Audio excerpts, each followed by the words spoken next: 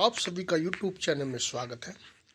साथियों, आज के वीडियो में बात करेंगे NISM mutual fund series 5A के चैप्टर नंबर 1 से महत्वपूर्ण क्वेश्चन।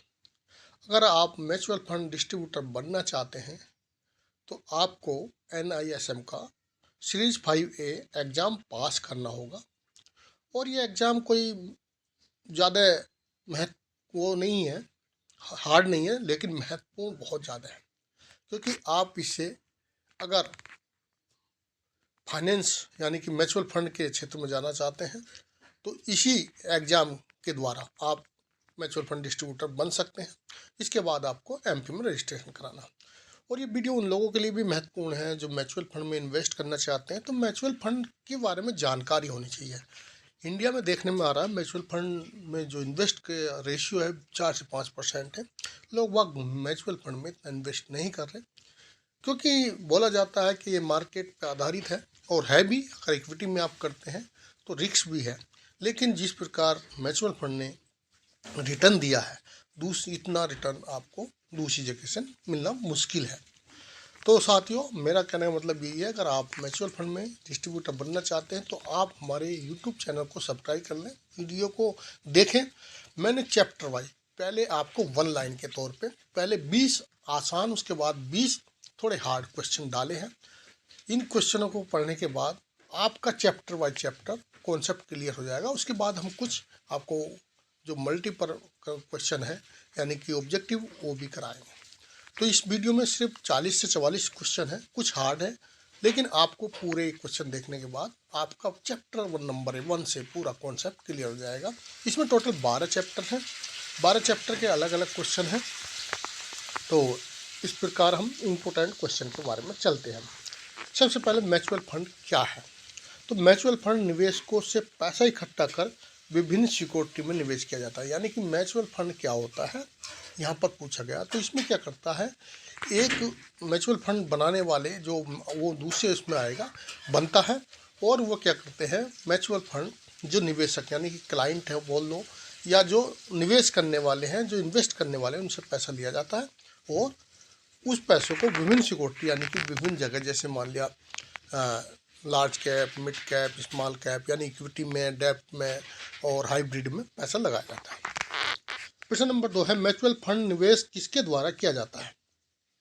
म्यूचुअल फंड निवेश किसके द्वारा, यानी कि म्यूचुअल फंड जो फंड होता है वो निवेश किसके द्वारा किया जाता है।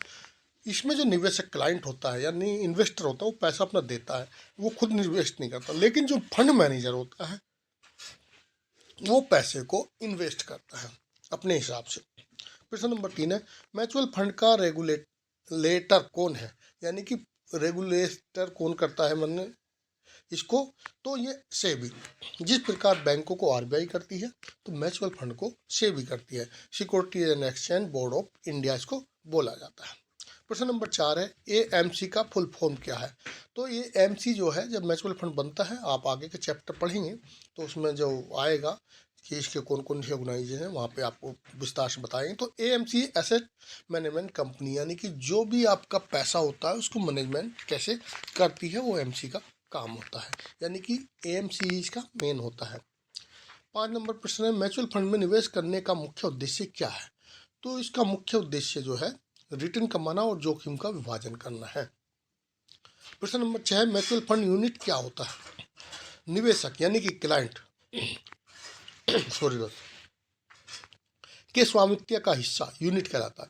यानी कि किसी ने अगर कोई म्यूचुअल फंड में इन्वेस्ट किया है, अगर 100 रुपये इन्वेस्ट किया है और वो 1 करोड़ का है या 10 करोड़ का, तो उसका जो हिस्सा है वो 1 यूनिट कहलाता है। प्रश्न नंबर 7 है, NAV क्या है। प्रति यूनिट बाजार मूल्य को NAV कहा जाता है। यानी कि जो आपका एक हिस्सा NAV मिला, उसकी जो कहने मतलब यूनिट है वो उसका NAV हुआ। NAV को गणना कौन करता है। ये NAV, मान लिया आप कोई नया म्यूचुअल फंड खरीदते हैं, जब नया म्यूचुअल फंड खुलता है तो 10 रुपये उसकी यूनिट रखी जाती है, और वो बढ़ते बढ़ते जैसे आज की डेट में 4000 तक पहुंच गई हैं। AMC द्वारा प्रतिदिन किया जाता है, लेकिन जो भी इसका AMC जो होती है प्रतिदिन इसका रेट निर्धारित करती है। प्रश्न नंबर 9, म्यूचुअल फंड में जोखिम किस पर निर्भर करता है। तो म्यूचुअल फंड में जो जोखिम होता है या जो आपका रिस्क होता है वो बाजार के उतार चढ़ाव पर निर्भर होता है। प्रश्न नंबर 10 है, म्यूचुअल फंड निवेश का सबसे बड़ा भाग क्या है? तो म्यूचुअल फंड निवेश का सबसे बड़ा लाभ क्या है? तो डाइवर्सिफिकेशन और प्रोफेशनल मैनेजमेंट। यहाँ पर क्या है, एक तो आपके जो नुकसान को वो किया जाता है कि कम से कम हो, और दूसरा जो म्यूचुअल फंड में काम कर रहे हैं वो फंड मैनेजर जैसे वो क्या है, प्रोफेशनल होते हैं, यानी कि उनको पूरी मार्केट के बारे में जानकारी होती है। क्वेश्चन नंबर 11, म्यूचुअल फंड में न्यूनतम निवेश कितना हो सकता है? तो इसमें कम से कम 500 रुपये, यानी कि जो आप SIP लगा सकते हैं कम से कम 500 रुपये या 1000 रुपये, स्कीम पर निर्भर है।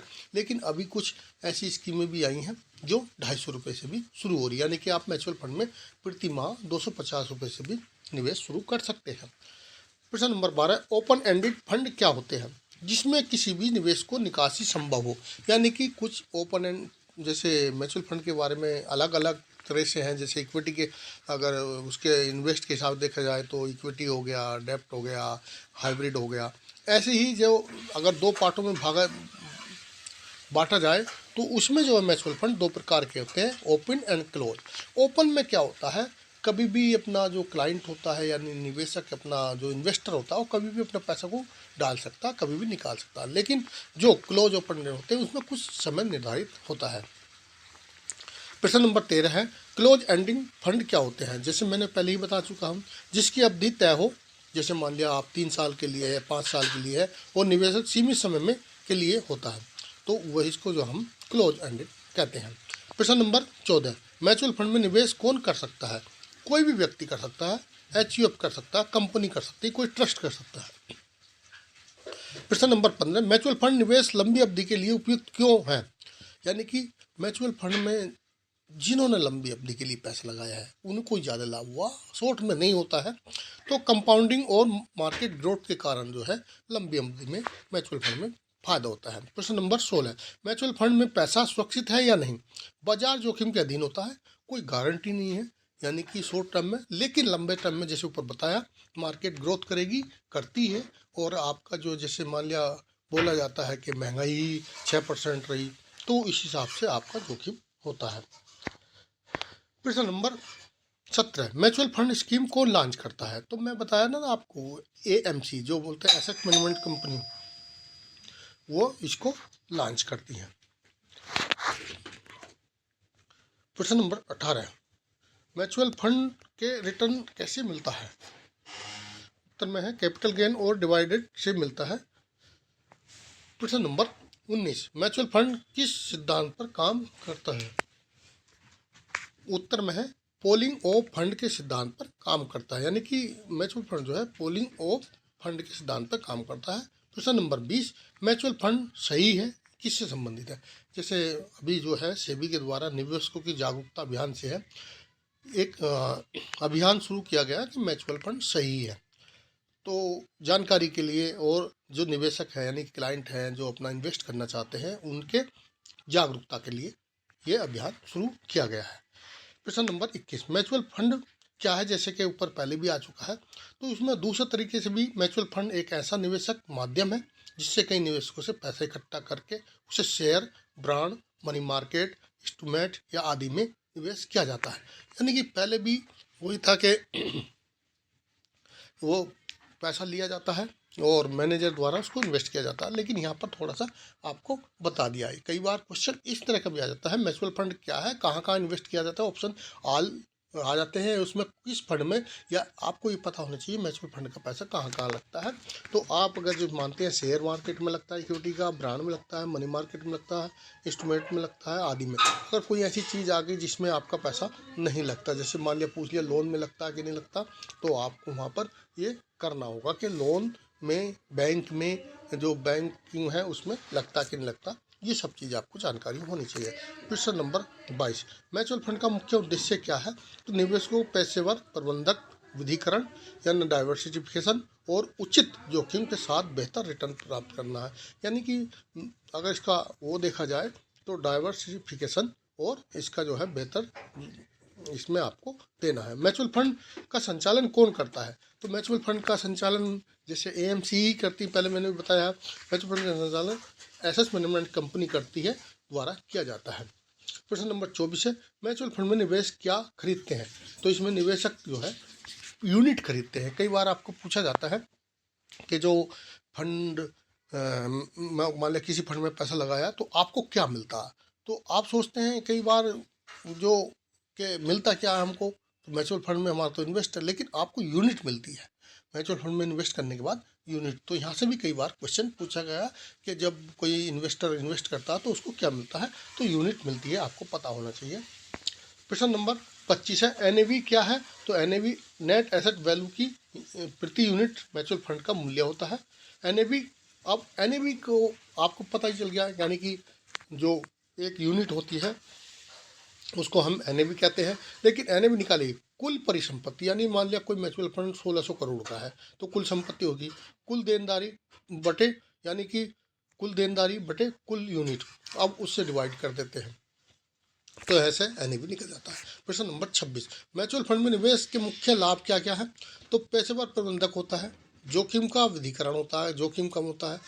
दूसरा, कम निवेश में शुरुआत कर सकते हैं, यानी कि छोटे छोटे से। तरलता है, लिक्विडिटी है और पारदर्शिता भी है म्यूचुअल फंड में, ये महत्वपूर्ण चीज़ें हैं। प्रश्न नंबर 27 है, म्यूचुअल फंड में निवेश में जोखिम कौन कौन से हैं? अब देखिए, आपको अगर म्यूचुअल फंड में इन्वेस्ट कर रहे हैं तो आपको ये भी पता होना चाहिए कि यहाँ पर जोखिम कौन कौन से हैं। तो बाजार जोखिम, सबसे पहले बाजार का उतार चढ़ाव, अगर बाजार ऊपर जाएगा तो आपको लाभ होगा और बाजार नीचे जाएगा तो आपको नुकसान होगा। लेकिन कुछ फंड ऐसे भी हैं जो बाजार नीचे जाने पे भी वो होता है, वो अलग तरह के हैं। और जब हम फंडों के बारे में पढ़ाएंगे आपको, जैसे मैंने इससे पहले एक वीडियो बनाई है, इक्विटी फंड क्या होते हैं। हम जानते हैं, बोलते हैं इक्विटी इक्विटी, लेकिन इक्विटी जानते हैं। तो मैंने उसको एक वीडियो बनाया, तो इक्विटी जो फंड होते हैं, जितने भी कंपनियों में सेक्टर्स में पैसा लगाया जाता है वो शेयर मार्केट में, वो सब इक्विटी होता है। जैसे लार्ज कैप, स्मॉल कैप और मिड कैप, और उसके बाद मल्टी कैप और माइक्रो कैप, ये सब। और सेक्टर जैसे मान लिया फार्मा सेक्टर हो गया, केमिकल सेक्टर हो गया, इलेक्ट्रिक सेक्टर हो गया, जितने भी सेक्टर्स के शेयर में जो फंड है, यानी कि ये सब क्या है, इक्विटी के फंड हैं। और जो आपके गवर्नमेंट में, बॉन्ड में पैसा लगाया जाए, और डेप्ट में है। हाइब्रिड क्या है, हाइब्रिड दोनों में आपका पैसा लगाया जा रहा है।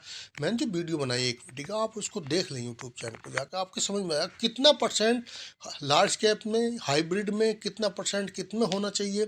जैसे लार्ज कैप में 65, 80-20 से 65-35, ये सब अलग अलग फंडों में अलग अलग तरीके से। तो आपको इक्विटी फंड के बारे में, और आप अगर इन्वेस्टर भी हैं तब भी आपको उनके बारे में जानकारी होनी चाहिए।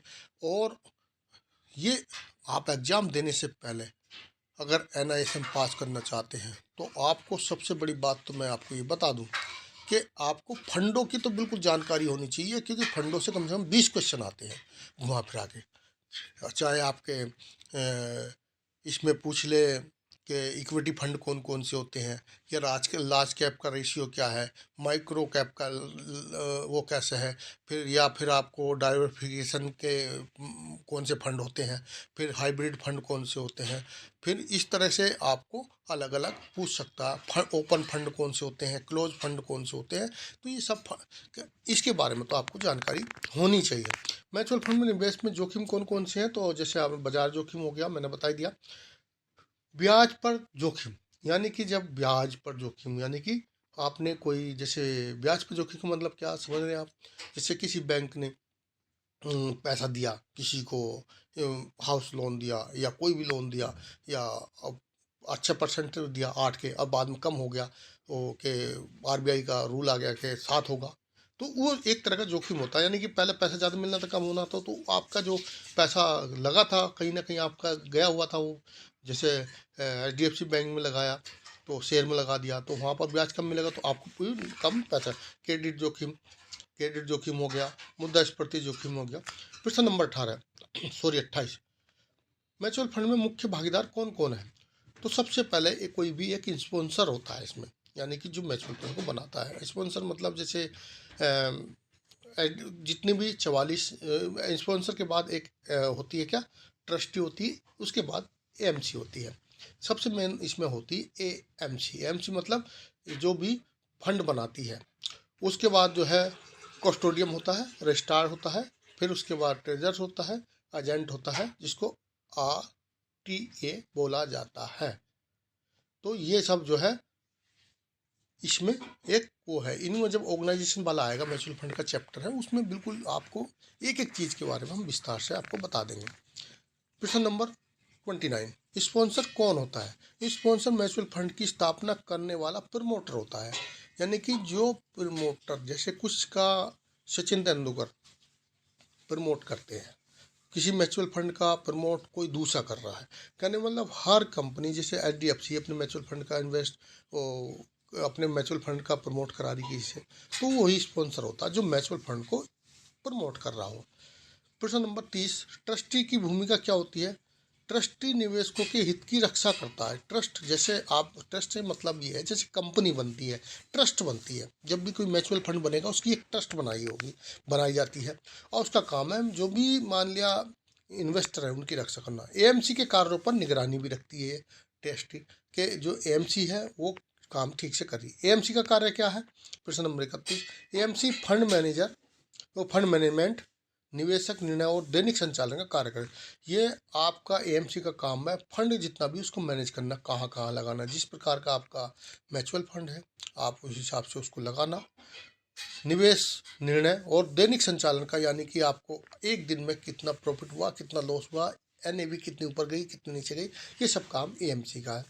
प्रश्न नंबर 32, कस्टोडियम कौन होता है? कस्टोडियम म्यूचुअल फंड की सिक्योरिटी को, जो पैसा को सुरक्षित रखने का कार्य करता है। कस्टोडियम का मतलब एक तरह से टेजियर जो मान लिया, जो भी म्यूचुअल फंड की सिक्योरिटीज हैं उनको सुरक्षित रखने का काम करता है। यानी कि एक तरह से उसको पैसे रखने वाला कैशियर मान लीजिए। प्रश्न नंबर 33, RTA का पूरा नाम क्या है? तो रजिस्टर्ड एंड ट्रांसफर एजेंट बोला जाता है इसको। प्रश्न नंबर 34, म्यूचुअल फंड किन असेट क्लास में निवेश करता है? तो जैसे मैंने बताया, म्यूचुअल फंड में सबसे बड़ा, जितने भी आप कंपनियों में जो निवेश हो रहा है, इक्विटी मतलब कंपनियां हैं, सेक्टर्स हैं, और ये सारे जो भी आते हैं वो सब इक्विटी में होता है। यानी कि जो शेयर मार्केट के आधार पर आपका पैसा जाता है उसको इक्विटी बोलते हैं। Large cap, mid cap, small cap, multi cap, micro cap, high, ये सब जो है कुछ जैसे लार्ज कैप, स्मॉल कैप, ये सब जो आते हैं वो सब इक्विटी में आते हैं। डेब्ट में आपका FD में लगा दिया पैसा, गवर्नमेंट में उसमें लगा दिया, या कॉरपोरेट में लगा दिया, ये सब आपका डेब्ट में आता है। मनी मार्केट आप इसमें आपको आगे बताएंगे। मनी मार्केट भी ऐसी है जो आपकी मनी को इंस्ट्रूमेंटल्स, जो आपके बाजार में हाइब्रिड में ऐसा जो एक ही फंड को कई जगह आप लगा देते हैं, उसको हाइब्रिड बोला जाता है। म्यूचुअल फंड का निगमन कौन करता है? तो ये सेबी द्वारा किया जाता है, security and exchange board of India द्वारा किया।